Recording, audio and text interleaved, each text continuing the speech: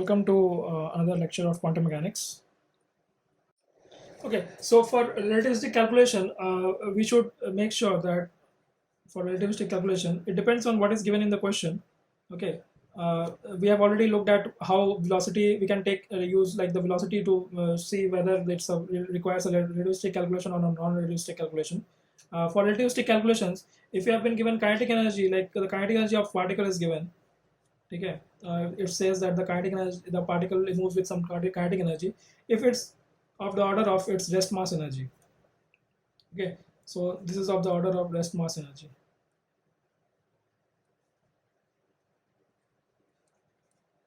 Okay, so or P into C is of the order of m dot c square. Either of these. Okay, if the kinetic energy is given, then look for this comparison. If the momentum is given, then this is the comparison you should make. Okay, so then you can like use the formula for the relativistic relativistic calculation. If you have for non-relativistic calculation,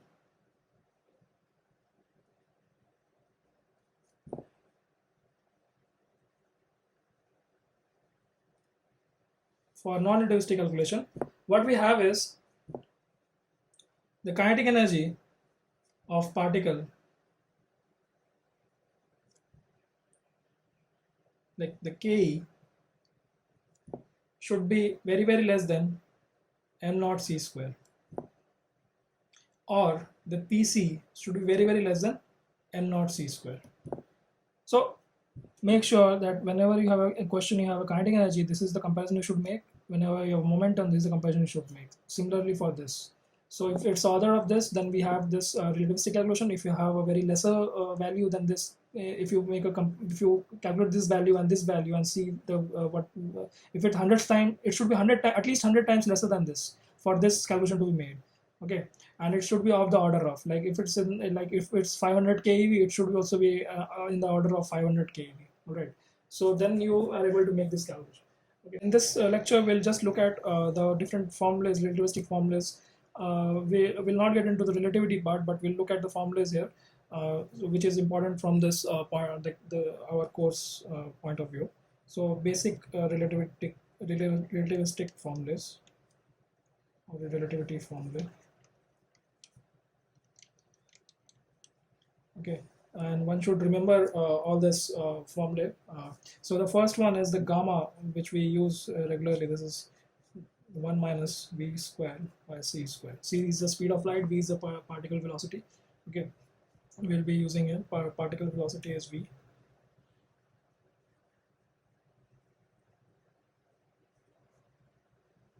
And speed of light is c.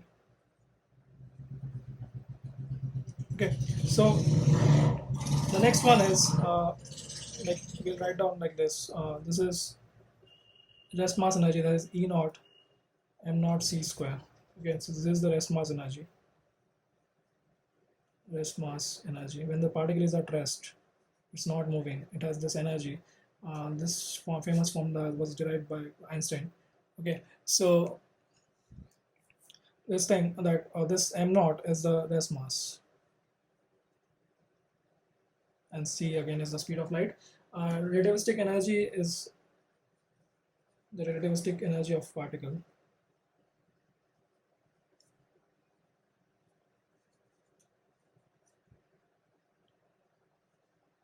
Moving with a very high speed closer to c is given by E is equal to m naught c square divided by 1 minus v square by c square.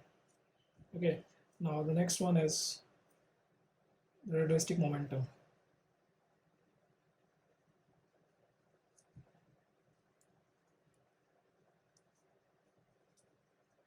Now relativistic momentum is P equal to m naught, the rest mass, times v multiplied by the gamma. Okay, so we get the fifth formula, which is if we eliminate v, we're not solving this explicitly, but if we eliminate, it's a simple calculation, you can do it yourself. You can pause the video and try it for yourself. If we eliminate v from 3 and 4, we get this relation. E is equal to p square c square plus m naught square c4. Okay, and the relativistic mass,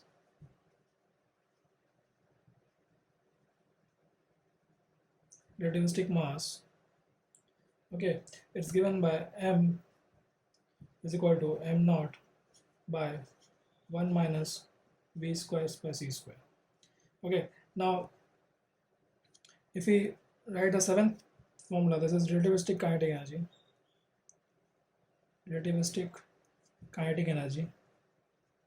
Okay, so this is T is equal to, they see in relativity we always use T for kinetic energy, alright. So this is m naught c square. In fact, in classical mechanics we use T for kinetic energy. Okay, so this is given by the relativistic energy of the particle, the total relativistic energy of the particle minus the rest mass energy gives you the relativistic kinetic energy. Now this is another important formula, which is relativistic momentum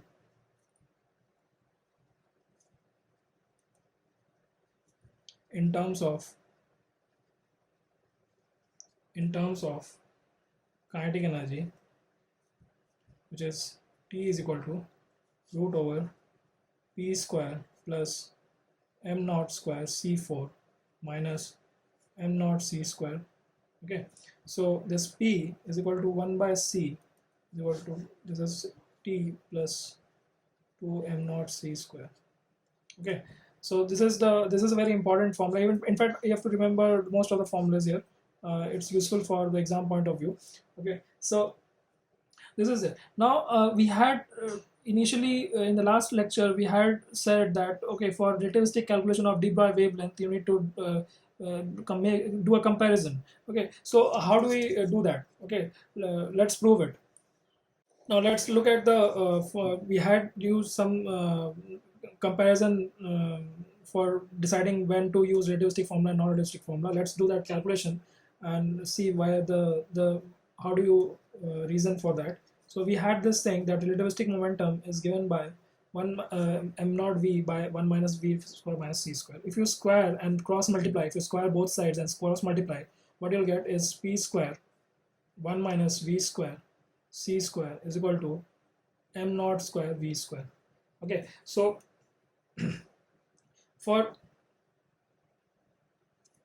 if we rearrange this thing, and what we get is p square, this is m naught v square plus this is p square v square by c square. So for the rearranging for v, what we have is we take v common here and bring this term this side and take a root. So what we'll get is pc, okay, divided by p square by plus m naught square c square. See, what you do is the way of learning this thing is you know what the objective is behind this. You have to rearrange this thing such that you get v in terms of this p and c. So you always pause the video and try it for yourself and then compare the result. That is how you learn. Okay, if you do not do that, it's very useless to watch the video. Okay, so please stop or press the space bar and pause the video, and or on your mobile just pause the video and do the calculation yourself and then match it with my final result. Okay, so this is if you rearrange again, like if p is equal v is equal to, if you divide by p on numerator and denominator, you get 1 plus this is p square. Now you do not need to remember this, but if you have a comparison here, if you make a comparison here, if pc, if you make a pc here, okay, so if this p is very less than m naught c, or else it was c, if you multiply c here both sides. Okay, so if it's less than, very less than this, that means that this quantity becomes what? This quantity becomes very big, which means that v is very less than c, right? This quantity in this case becomes very large. Okay, this m naught c square by p square is very large compared to 1. So this reduces this value and V becomes very less than C. And this so this is the result we had, that if this is the comparison we make, so in that case the velocity is very less than C, and which is a this is non-relativistic case.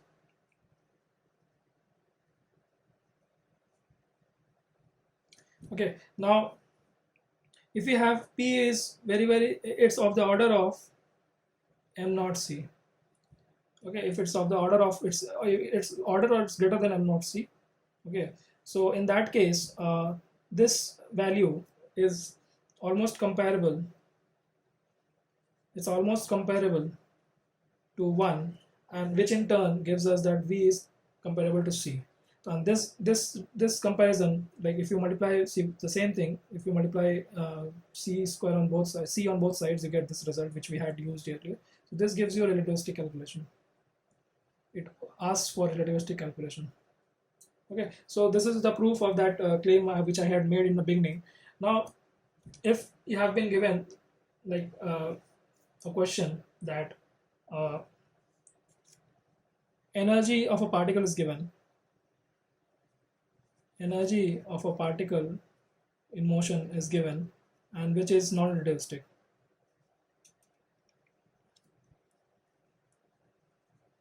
Is E, and we are considering that it is non-relativistic. Always remember what is the relativistic case and what is non-relativistic case. So in this case, if it's non-relativistic, then the lambda is h by p. See, the thing is, to find lambda we need momentum. It's straightforward. We don't need to discover Planck's constant. It has already been discovered. Okay, so what we need to do is find out p from the problem, and p we know that for non-relativistic calculation, if there is no potential energy, if the particle is moving freely with the energy E, then the total energy is given by the kinetic energy, which is p squared by 2m. Now this is non-relativistic formula. This is how the kinetic energy is related to the energy of the particle. Okay, and this p gives you 2me. Okay, so and lambda is h by root over 2me. So you don't need to remember all these things. Okay, you don't need to remember this final form. You just need to remember that what is the case and how the energy is how the momentum can be calculated from the energy. Okay, so this is what so you don't need to remember this final form. How many formulas will you remember? Just remember the important ones, this one, and you get this result. Okay, so this is what you should do when you have been given an energy which is a non-relativistic and you need to find out the Broglie wavelength. Okay, so let's solve a problem. Okay, if you find these lectures useful, then please like, subscribe, and share with your friends.